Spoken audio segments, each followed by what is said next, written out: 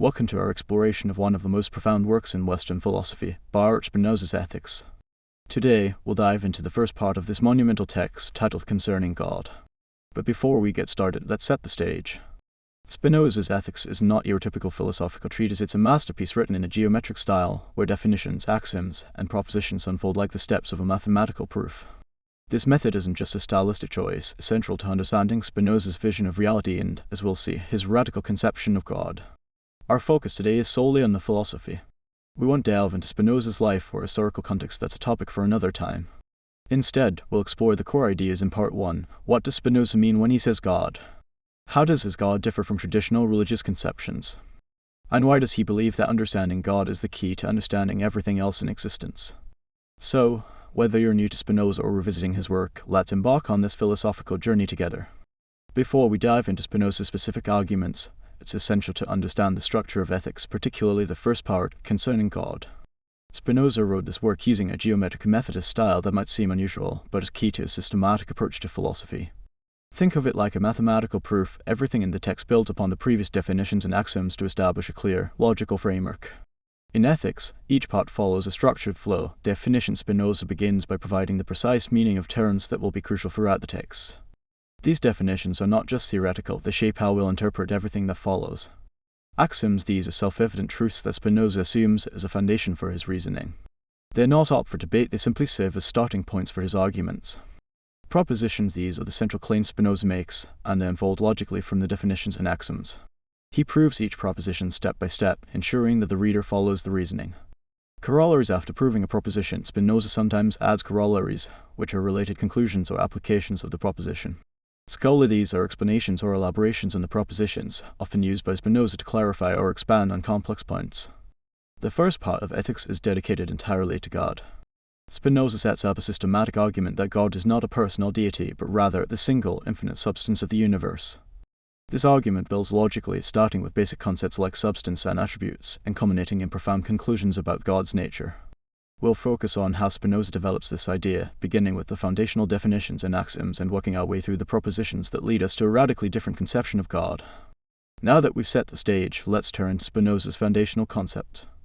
Understanding these definitions and axioms is crucial, as they form the building blocks of his argument throughout Part 1 of Ethics. Spinoza begins by carefully defining the key terms he'll use to discuss God, existence, and reality. These definitions are precise and deliberate, ensuring that his entire system operates under the same understanding of basic concepts. Let's walk through some of the most important definitions in Part 1. 1. Substance. Spinoza defines substance as that which is self-subsistent, in other words, something that exists in itself and is conceived through itself. For Spinoza, substance is not contingent upon anything else, it exists independently. Think of it like the essence of existence. Everything that exists depends on substance, but substance itself doesn't depend on anything.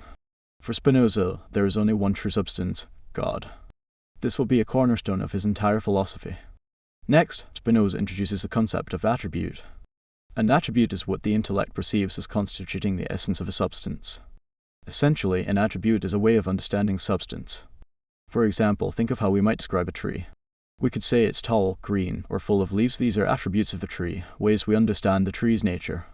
But in Spinoza's system, each substance has infinite attributes, and God's attributes express his eternal and infinite essence. Finally, Spinoza defines mode. A mode is the particular modification of a substance, the specific expression of a substance in time and space. Let's say, for example, a specific tree is a mode of the substance that we call nature. The tree doesn't define the substance, but is simply a mode or a way that substance expresses itself. With these definitions in mind, Spinoza moves on to his axioms. These axioms are foundational truths that Spinoza assumes are self-evident. He doesn't need to prove them, they are just starting points for his reasoning. Let's look at some key axioms in Part 1. Axiom 1. Everything that exists exists in God. This axiom is crucial for understanding Spinoza's pantheism. Everything that exists is part of God.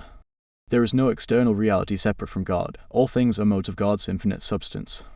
Axiom 2. God is eternal and infinite. This axiom reaffirms the idea that God isn't a personal, time-bound entity, but rather an eternal and infinite substance. There is no beginning or end to God. God simply is. Axiom 3. God is the cause of everything that exists.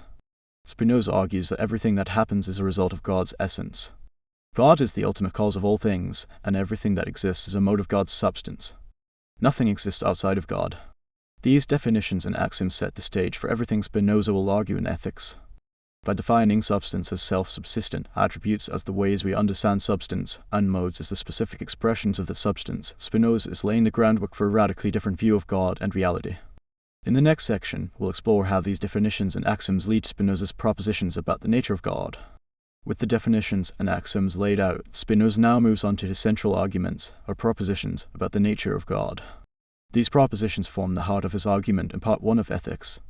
They build on the earlier definitions and axioms, leading to conclusions that will challenge conventional religious thought. Let's walk through some of the key propositions Spinoza makes in this first part of the work. Proposition 1. Substance is by nature prior to its modifications. This proposition may seem simple, but it's foundational. Spinoza is asserting that substance, the self-subsistent, independent being, exists prior to anything that can be thought of as a mode, or a modification of that substance. In other words, before there can be anything, be it physical objects, thoughts, or experiences, there must be substance. Think about it like this. If we want to talk about a tree, we can only do so because there's a substance, or an underlying essence, that gives rise to the tree.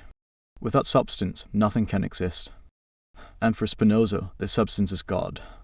Proposition 2. Two substances which have different attributes are not one and the same substance. This proposition introduces Spinoza's radical view of substance. He argues that there cannot be two substances that have different attributes.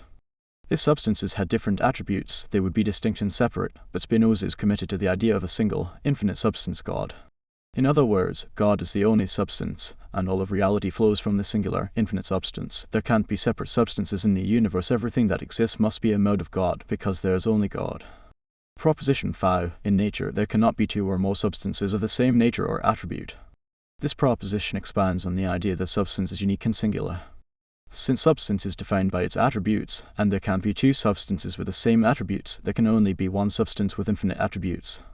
This reinforces Spinoza's monism, the idea that there's only one substance underlying everything. Spinoza's God is unique in this way. God isn't just one substance among many, but the only substance. Everything else, everything we perceive, is a mode or expression of this one substance. Proposition 11. God is eternal. This proposition follows naturally from Spinoza's view of God as substance. Since substance exists in itself and through itself, it must be eternal without beginning or end. God, as substance, is not bound by time. God doesn't come into being or pass away like the objects and experiences we encounter in the world. God simply is, eternally. This view of God challenges the traditional religious idea of a creator who has a beginning and end, and instead presents God as an unchanging, eternal reality. Proposition 14. God is substance consisting of infinite attributes. Now we arrive at one of Spinoza's most radical claims. God is not a personal being with a will or intellect like human beings. Instead, God is an infinite substance that is expressed through an infinite number of attributes. In our limited human perception, we might understand only a fraction of these attributes, such as thought or extension, but there are infinitely more that we cannot perceive. Imagine a diamond with countless facets to us. Only a few faces might be visible, but the diamond as a whole is infinite. In the same way, God has infinite attributes, but we are only able to comprehend a few of them, those we understand as thought and extension. Proposition 15. Whatever is in God, and nothing can be or be conceived without God. This proposition encapsulates Spinoza's pantheism. Everything that exists is part of God. There is no external, independent reality apart from God. Everything, every object, every event, every thought exists in God. This means that God is not just the creator of the universe, God is the universe. Spinoza's God is not a deity standing outside of nature. God is nature. Everything that happens, everything we experience, is an expression of God's infinite substance. There is no separation between the creator and the creation. As we can see, Spinoza's propositions lead to a revolutionary conception of God. Far from being a personal deity who intervenes in the world, Spinoza's God is the eternal, infinite substance that is the cause of everything. God is not separate from the world, but is the world. All things are modes of God, expressing his essence in infinite forms. In the next section, we'll explore the implications of this conception of God and how Spinoza's ideas challenge traditional religious views. Now that we've seen Spinoza's foundational propositions about God, let's explore the profound implications of his conception of God. Spinoza's ideas challenge not only traditional religious views but also our everyday understanding of reality. By claiming that God is the only substance and that everything that exists is a mode of God, Spinoza fundamentally reshapes how we think about nature, ethics, and the divine. 1. God is immanent, not transcendent. One of the most radical implications of Spinoza's conception of God is that God is immanent, not transcendent. In traditional religious views, God is often seen as a distant creator who exists outside the world and occasionally intervenes in it. However, for Spinoza, God is within the world, and there is no external reality beyond God. Everything that exists is a part of God. Spinoza's God isn't an external force pulling the strings of the universe. Instead, God is the very essence of the universe itself. Every object, every event, and every thought is an expression of God. This idea leads to a worldview where nature, the cosmos, and even human beings are divine manifestations of the one substance. 2. No divine intervention or miracles. Another significant implication is the absence of divine intervention or miracles. In Spinoza's system, God does not act in the world as a personal deity intervening to answer prayers or perform miracles. Because everything that happens is the unfolding of God's nature, there is no need for miraculous events. For Spinoza, miracles are simply events that we don't yet fully understand. In the same way that we might marvel at the complexity of nature or the laws of physics, we may also marvel at the ways the world unfolds without attributing these events to supernatural causes. Everything is a natural expression of God's essence. 3. A new conception of free will. Spinoza's view of God also leads to a revised understanding of human freedom. Since everything that happens is a mode of God, and God's nature is determined by necessity, human actions are also determined by the same natural laws. For Spinoza, there is no true freedom in the sense of arbitrary choice. Instead, freedom comes from understanding and accepting the necessity of nature. Freedom, for Spinoza, is not about acting against the natural order, but about understanding it. True freedom comes from aligning our will with the rational understanding of the universe, realizing that everything happens according to the laws of nature, and accepting this reality as part of God's infinite plan. 4. Ethics and human happiness. Spinoza's ethical framework is closely tied to his conception of God. Since everything is a mode of God, our highest goal is to align ourselves with the divine order, which Spinoza calls the pursuit of knowledge of God. This is not an intellectual pursuit for its own sake, but a path to happiness and peace. By understanding the nature of reality, we can achieve a state of blessedness or true happiness. Rather than seeking salvation through external means such as prayer, rituals, or miracles, Spinoza encourages a deeper understanding of nature and God. Happiness arises from accepting the deterministic order of the universe, recognizing our place within it, and embracing our rational capacities to live in harmony with the world. 5. The pantheistic view of nature. One of the most significant implications of Spinoza's thought is the development of pantheism.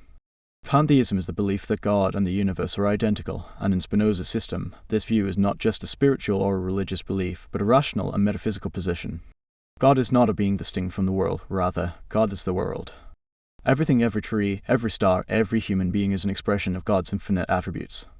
This view of God as identical with the universe shifts our relationship with nature. Instead of seeing nature as separate from God, we come to understand that nature is God manifesting itself in countless forms. This leads to a deep reverence for the natural world, as every part of it is an expression of the divine. 6. Rejection of traditional religious practices. Spinoza's view also leads to a rejection of traditional religious practices and anthropomorphic conceptions of God. For Spinoza, traditional religious views that depict God as a personal deity who rewards or punishes human beings are not only philosophically problematic, but also unnecessary. Instead of praying for favors from a personal God, Spinoza suggests we focus on understanding God's nature and living in accordance with natural law. This doesn't mean Spinoza rejects the value of religion altogether, but rather that he challenges the conventional view of God as a person to be worshipped or appeased. Instead, the true worship of God is an intellectual and ethical pursuit, rooted in the pursuit of knowledge and the acceptance of nature's laws. Spinoza's conception of God not only reshapes our understanding of the divine, but also offers a new way of approaching life, freedom, and ethics. By seeing God in everything through nature, through reason, through our very existence, Spinoza invites us to live a life of intellectual and moral clarity, grounded in the unity of all things. In the next section, we'll dive into how these ideas influence Spinoza's views on human nature and the path to true happiness. But for now, we've seen how his radical conception of God leads to a new, profound way of engaging with the world. While Spinoza's conception of God and ethics has had a profound influence on philosophy, it has not been without its critics. His radical pantheism, deterministic view of the universe, and rejection of traditional religious beliefs have provoked significant opposition from both religious and philosophical quarters. Let's take a look at some of the key critiques and examine how Spinoza might respond. 1. Critique: pantheism and the loss of a personal God. One of the most common critiques of Spinoza's philosophy comes from religious thinkers, particularly those who hold to the belief in a personal, transcendent God. Spinoza's pantheism that God is identical with nature leaves no room for a God who intervenes in the world, answers prayers, or provides personal guidance. To many religious believers, this makes Spinoza's conception of God not just unorthodox, but impersonal and dehumanizing. Critics argue that Spinoza's God, as an impersonal substance that doesn't interact with human beings, removes the very qualities that make God meaningful to worshippers, such as love, mercy, and personal concern for individuals. Spinoza's response: Spinoza would respond by insisting that his conception of God is rational and unified. He would argue that a personal, interventionist God is a product of human imagination, and that a true understanding of God transcends these anthropomorphic projections. For Spinoza, the idea of a personal God intervening in the world is a theological relic of primitive thinking. True worship, in his view, is the rational understanding of the universe as a whole, not invoking a personal deity for favors or protection. Spinoza's God is infinitely more profound. It is the underlying substance that gives rise to everything. 2. Critique. Determinism and the loss of free will. Another major critique of Spinoza's system is his deterministic view of the universe. According to Spinoza, everything that happens is a necessary consequence of the laws of nature, and humans have no true freedom of will. Critics, particularly those who advocate for free will and personal responsibility, argue that this view is psychologically and ethically problematic. Without free will, how can humans be held accountable for their actions? Critics contend that Spinoza's view renders moral responsibility meaningless, as people are simply following the inevitable course of nature and have no power to choose otherwise. Spinoza's response. Spinoza would likely respond by clarifying that true freedom does not lie in arbitrary choice but in understanding the necessary order of nature. For him, freedom is about recognizing that our thoughts and actions follow from the laws of nature, and accepting this reality is the key to human happiness. Spinoza does not deny the reality of human experience or suffering. Rather, he emphasizes that by understanding the causes of our actions and desires, we can attain freedom from ignorance and live in harmony with the natural world. Freedom, in Spinoza's sense, is not a matter of random choice but of understanding the necessity of existence and aligning ourselves with it. 3. Critique. Spinoza's rejection of traditional religion. Spinoza's rejection of traditional religious practices, his dismissal of personal prayers, miracles, and the idea of a providential God has drawn sharp criticism from religious scholars. To them, Spinoza's system seems to undermine the very foundation of religious life, offering no space for personal connection with God, no role for faith, and no hope of divine intervention. Critics argue that Spinoza's system is dangerously reductionist, treating religious experiences and practices as mere delusions or misguided traditions. By eliminating the possibility of a personal relationship with God, Spinoza seems to strip life of spiritual meaning. Spinoza's response. Spinoza would argue that his approach is more spiritual, not less. He would claim that traditional religious practices, based on superstition and irrational belief, only hinder the pursuit of true knowledge and ethical living. For Spinoza, religion should not be about pleasing a personal deity but about understanding the universe and living in accordance with its rational order. Spinoza believed that true spirituality is found in understanding the divine essence of nature itself, and that by doing so, humans can live ethically and peacefully. He rejects the notion that human life requires an external, personal God who intervenes in human affairs. 4. Critique. Incompatibility with religious ethics. Some critics also argue that Spinoza's deterministic view leads to ethical relativism. Since everything happens according to the necessity of nature, can there be objective moral standards? Without a God who commands specific ethical rules, how can Spinoza's philosophy justify moral behavior? If there is no God giving moral commandments, critics ask, how can Spinoza justify the existence of objective moral values? Spinoza's response. Spinoza would likely argue that ethical behavior arises naturally from the understanding of the universe. For Spinoza, the pursuit of knowledge is not only intellectual but moral. By understanding the necessary order of the world, humans come to recognize what is conducive to their own flourishing and well-being. Ethics for Spinoza are rooted in the laws of nature, not in divine commandments. Spinoza's ethical system is based on the idea of self-preservation and the understanding of what is beneficial for human beings in the context of the natural world. Moral behavior, in this sense, is aligned with the pursuit of reason and the acceptance of natural laws, rather than following arbitrary divine commands. 5. Critique. Spinoza's God is an abstract concept. Finally, critics argue that Spinoza's conception of God is too abstract and impersonal. It is difficult to engage with an abstract, impersonal God that is nothing more than a substance or a set of attributes. For many, a personal connection with God is necessary for religious life, and Spinoza's God does not provide this connection. To some, Spinoza's God feels more like a conceptual abstraction rather than something that can be worshipped, loved, or related to in a personal way.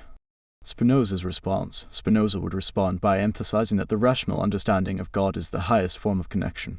For him, true reverence for God comes not from emotional worship, but from recognizing God's presence in all things and understanding the laws of nature. He would argue that the personal, emotional attachment to a human-like deity is an illusion and that true religious experience is rooted in reason.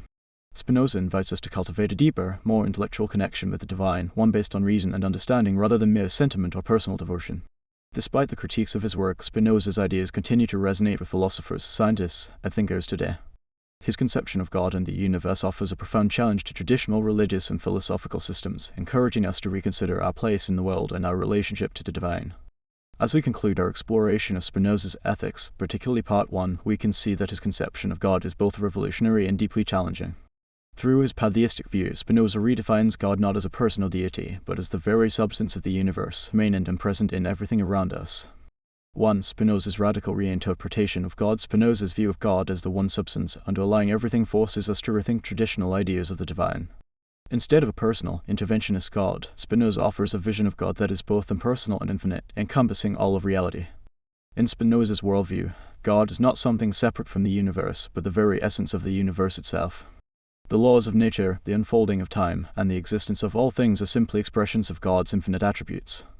This is a radical break from religious traditions that see God as a distant, external being. 2. Implications for free will and ethics. Another key takeaway is Spinoza's rejection of free will in the conventional sense. In his system, everything follows from necessity, and human actions are part of this larger, deterministic order. However, true freedom, according to Spinoza, comes from understanding and aligning with this necessary order. Rather than feeling powerless, Spinoza suggests that freedom lies in understanding the world's deterministic laws and acting in accordance with reason. This view invites us to find peace not in resisting the world's natural flow, but in accepting it and aligning ourselves with it. 3. The ethical life in Spinoza's system. Spinoza's ethics are grounded in the rational understanding of God and nature.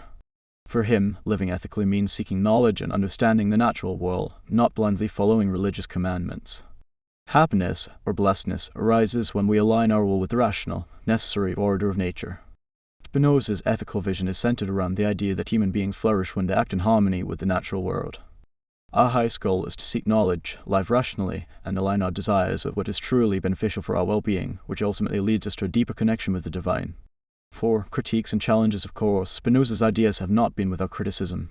From accusations of pantheism and determinism to the rejection of traditional religious practices, Spinoza's philosophy has provoked strong responses.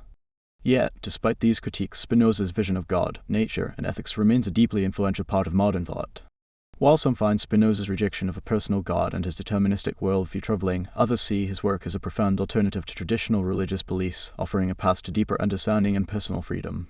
His system continues to resonate with those who seek a more rational, interconnected view of the universe. 5. The timeless relevance of Spinoza's ideas in today's world. Spinoza's ideas continue to influence not just philosophy but also fields like ethics, political theory, and even environmentalism. His pantheistic worldview encourages us to see the divine in all of nature, urging us to care for the world and recognize the interconnection of all things. Spinoza's call to understand the world through reason and align our lives with the natural order offers us an enduring vision of spirituality. His ideas challenge us to move beyond conventional religious frameworks and embrace a more rational, holistic view of the world around us. Final thought. Spinoza's conception of God, nature, and humanity remains one of the most unique and compelling visions in Western philosophy. By treating God and nature as one, and placing emphasis on reason as the path to happiness, he invites us to reconsider our understanding of the universe and our place within it. As we've seen, Spinoza's philosophy is not just a series of abstract ideas, but a vision of the world that challenges us to rethink our most fundamental beliefs about God, ethics, and the nature of reality. Whether you agree with his conclusions or not, his ideas offer a powerful framework for understanding the universe in all its complexity and interconnectedness. Thank you for joining me on this journey through Spinoza's ethics. I hope it has sparked new reflections on how we think about the divine, nature, and our place in the world. Until next time, keep questioning, keep seeking knowledge, and keep reflecting on the nature of reality.